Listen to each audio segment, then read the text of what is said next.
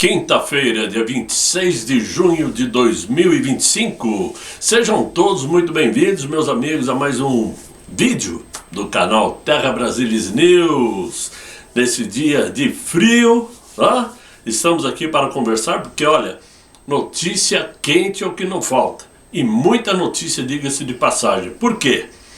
Com tudo que está acontecendo, o que se sabe é que o Brasil se meteu numa encrenca sem tamanho.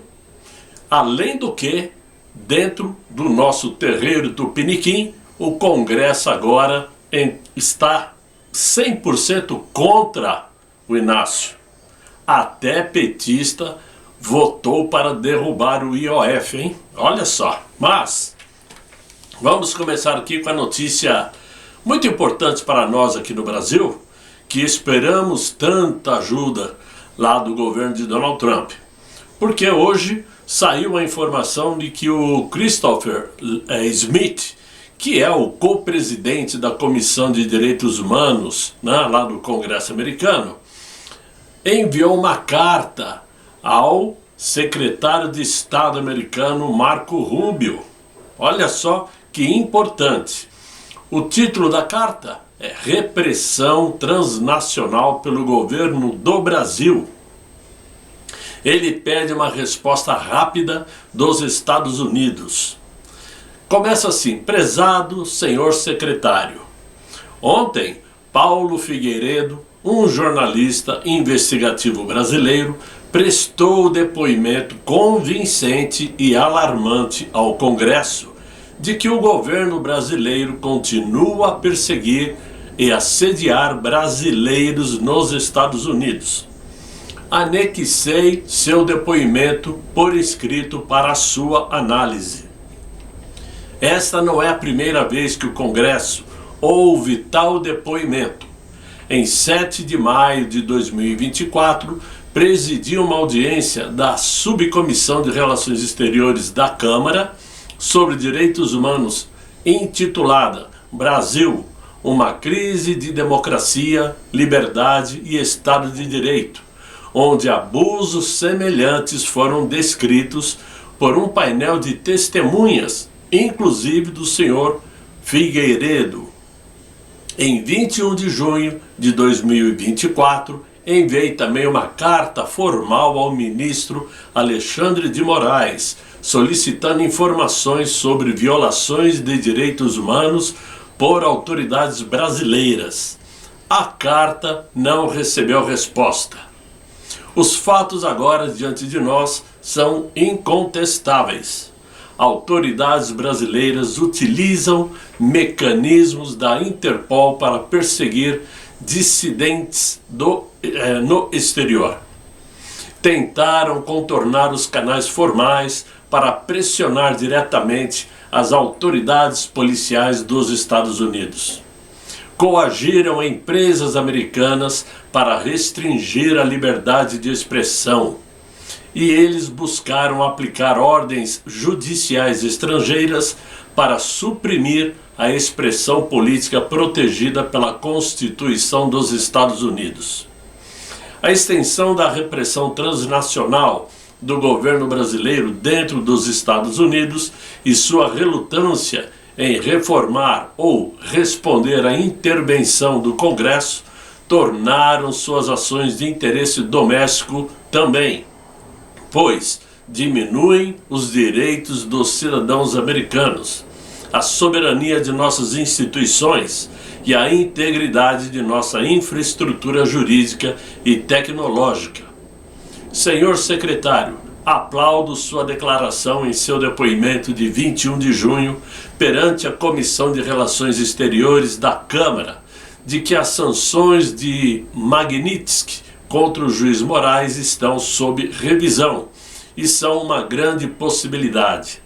Insto o governo a agir rapidamente para impor essas sanções e para fins de potencial responsabilização futura, a identificar outras autoridades brasileiras envolvidas na repressão transnacional contra brasileiros nos Estados Unidos. O Brasil, antes parceiro democrático regional, está se aproximando de um ponto de ruptura institucional. Não podemos nos dar ao luxo de lamentar retrospectivamente a inação, quanto os sinais e alertas são claros e as ferramentas estão disponíveis. Assinado Christopher Smith.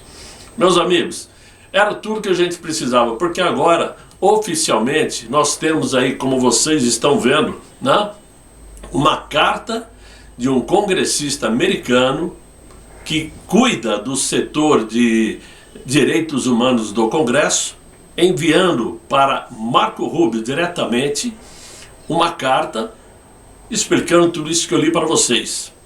Dito isto, eu acho que é quase que impossível o governo americano não tomar uma atitude.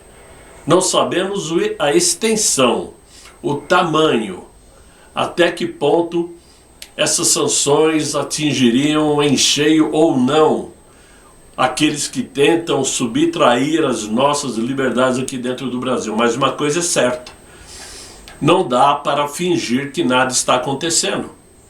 Muito pelo contrário. E agora, mais do que nunca, temos certeza que Marco Rubio e o presidente Donald Trump estão cientes de fato de tudo isso que está ocorrendo. Dito isso, meus amigos, vamos começar aqui uma narração de situações que podem nos favorecer e muito, por pior que possa parecer. Por quê? O Google alertou na última terça-feira que a decisão do Supremo Tribunal em regular as plataformas pode restringir sua atuação no Brasil.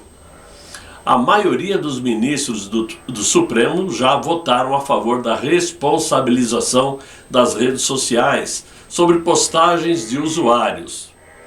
No entanto, ainda falta detalhar as medidas que vão orientar a aplicação dessas novas regras. Em entrevista para a Folha de São Paulo, o presidente do Google no Brasil, Fábio Coelho, disse que a empresa apoia a proposta de incluir crimes graves como exploração infantil, terror, nas exceções ao artigo 19 do Marco Civil da Internet, que é a lei atual que regulamenta as redes sociais. Isso significa que a Big Tech concorda que as plataformas podem ser responsabilizadas por danos em decorrência de conteúdos não removidos após notificação extrajudicial. No entanto, o presidente aí da Google no Brasil alerta para a possibilidade de consequências indesejadas caso haja uma mudança muito ampla na legislação. Segundo ele, isto pode diminuir a participação da gigante da tecnologia nas discussões que ocorrem no Brasil, além de incentivar uma maior remoção de conteúdos.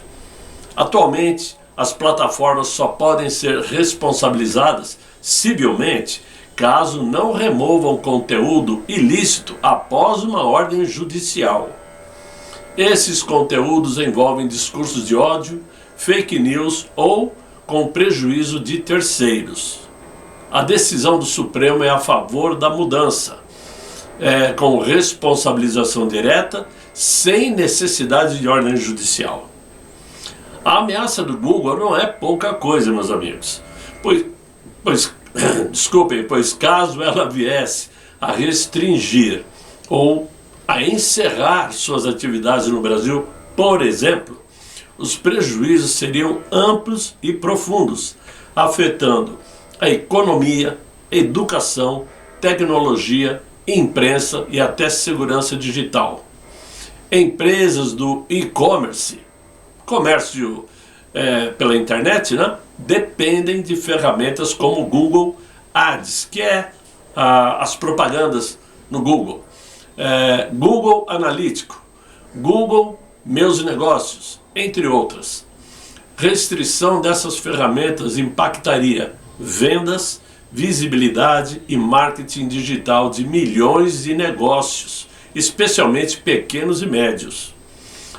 A geração de empregos também seria afetada nas áreas de publicidade, TI, jornalismo digital, startups e agências de marketing.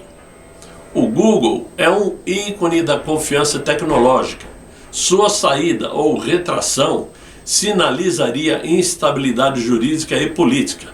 Startups multifuncionais e multinacionais, além de fundos internacionais, poderiam evitar o Brasil, por temerem interferência estatal arbitrária ou censura digital. Milhões de estudantes usam o Google Classroom, o Google Drive, YouTube, Google Escolar, entre outras, né? Ou seja, se o Google restringir suas atividades, o prejuízo para o Brasil seria abissal, né? Comprometeria ferramentas importantes como Gmail, YouTube, o próprio Google, onde se faz buscas, o Google Mapa, Google Chrome, o Android, serviço no Android, né? Ou seja, o país poderia simplesmente entrar em uma espécie de isolamento digital com uma menor integração ao mundo globalizado e mais dependência de soluções estatais ou centralizadas. Talvez é isso que o nosso Supremo queira, né? Fato é que uma empresa como o Google se tornou uma arma poderosa de influência mundial, da qual não se pode abrir mão. Dito isto, e mudando de assunto, né? Existe aí atualmente uma ideia no campo político de que as ações políticas de Donald Trump não resistirão ao avanço da esquerda latino-americana, o que propiciaria também o avanço comercial chinês na região. Porém, a realidade mostra que as forças políticas da esquerda já não exibem o mesmo vigor de outrora, já não é a mesma, e em poucos meses ou anos terão que navegar pelos processos eleitorais em meio à ascensão da direita conservadora, não somente na América Latina, mas mundo afora. Nós estamos assistindo isto. Outubro de 2026 que nos diga, né? Primeiro, terão que reconstruir fórmulas eleitorais bem-sucedidas e populares, capazes de derrotar uma direita que está cada vez mais influente, diante a decadência política da esquerda.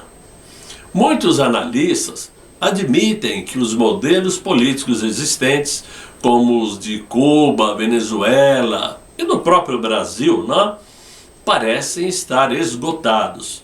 E nós podemos ver aqui dentro do Brasil que a esquerda realmente não convence mais ninguém. Não existe liderança mais de esquerda tão importante assim, mesmo aquele que está lá no Palácio do Planalto, né? A América Latina pode estar se voltando para a direita novamente, ou pelo menos afastando vários governos de esquerda. E esta possibilidade ficou muito clara em abril passado, na cúpula da tal CELAC, que é a Comunidade dos Estados Latino-Americanos e Caribenhos, que foi realizada em Honduras, quando os presidentes de direita da Argentina, Paraguai, Peru e Equador não participaram, enquanto os da esquerda, representando Cuba, Colômbia, México, Uruguai, Honduras e Venezuela, participaram evidentemente, e todos capitaneados pelo Brasil. Resta ainda para a esquerda latino-americana tentar manter um controle sobre a Organização dos Estados Americanos, onde o tal Albert Randin, que é lá do Suriname, foi eleito secretário-geral da OEA no último dia 10 de março, né? Depois que seu único concorrente, que era o ministro de Relações Exteriores do Paraguai, Rubem Ramírez, considerado mais conservador, desistiu da disputa. Albert Randin deve sua nomeação não apenas ao apoio unânime das nações caribenhas, mas também ao endosso conjunto dos governos progressistas do Brasil, Colômbia, Uruguai, Bolívia e Chile. Porém, se o passado servir de exemplo, o governo de Donald Trump pode tentar impor forças, ameaçando reduzir suas contribuições para a Organização dos Estados Americanos, que atualmente representa cerca de 60% de todo o orçamento. Olha só. Alguns assessores de Donald Trump já levantaram essa possibilidade em particular. E, claro que o Washington já tomou uma atitude que foi congelar essas contribuições voluntárias, pelo menos por enquanto. Agora, as atenções se voltam para amanhã, dia 27 de junho, quando ocorrerá votações para preencher 3 das 7 cadeiras da Comissão Interamericana de Direitos Humanos, que é um órgão da OEA, né? Que é do tal VAC que veio aqui no Brasil, não é isso? Essa eleição é vista como um termômetro ideológico e que pode mover o equilíbrio entre posições progressistas, com o apoio de Brasil, China e Cuba, e as conservadoras, com a candidatura como Rosa Maria Paya e Carlos Bernal Pulido, ambos conservadores.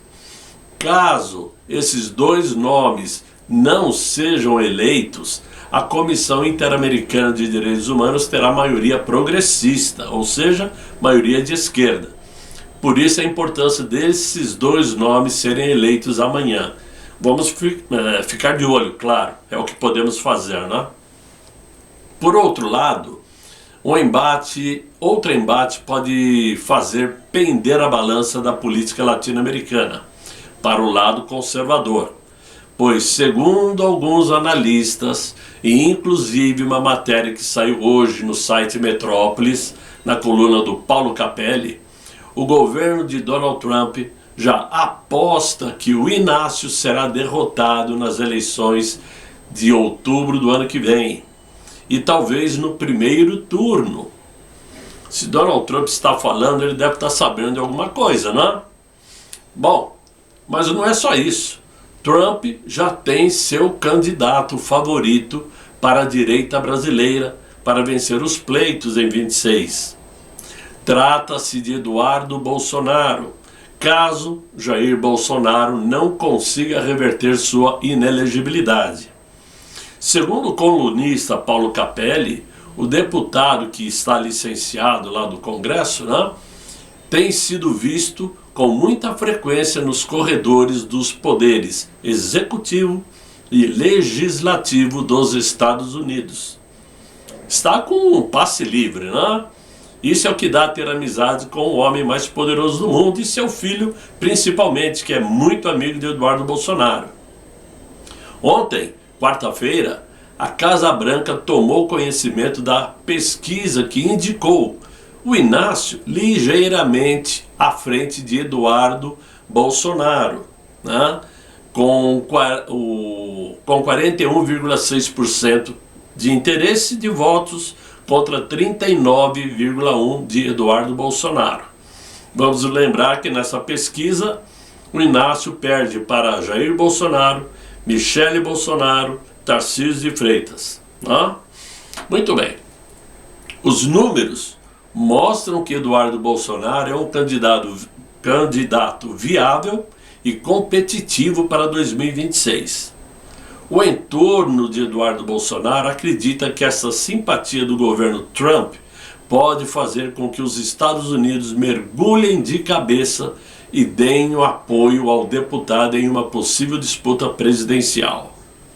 É muito importante uma notícia desse tipo, porque dá ânimo, dá força para que os conservadores continuem se empenhando, mesmo com a manifestação no próximo domingo aqui na Avenida Paulista, que eu disse, prestem atenção, eu disse que, em minha opinião, não vai resolver absolutamente nada por ser uma manifestação só de um dia. Foi isso que eu disse no vídeo de ontem.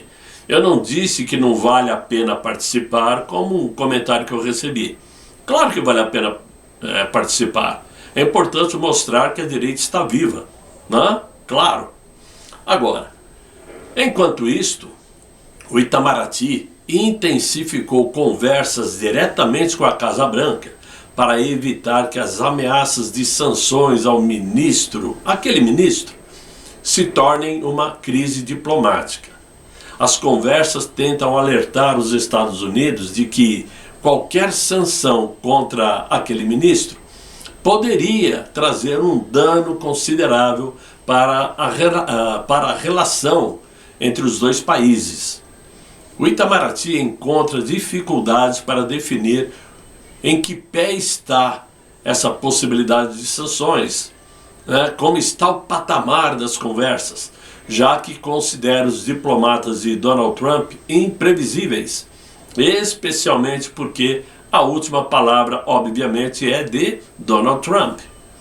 As negociações com a Casa Branca ocorrem depois do secretário de Estado do país, o Marco Rubio, deixar claro que existe sim a possibilidade de sancionar aquele ministro com sanções embasadas pela lei Magnitsky.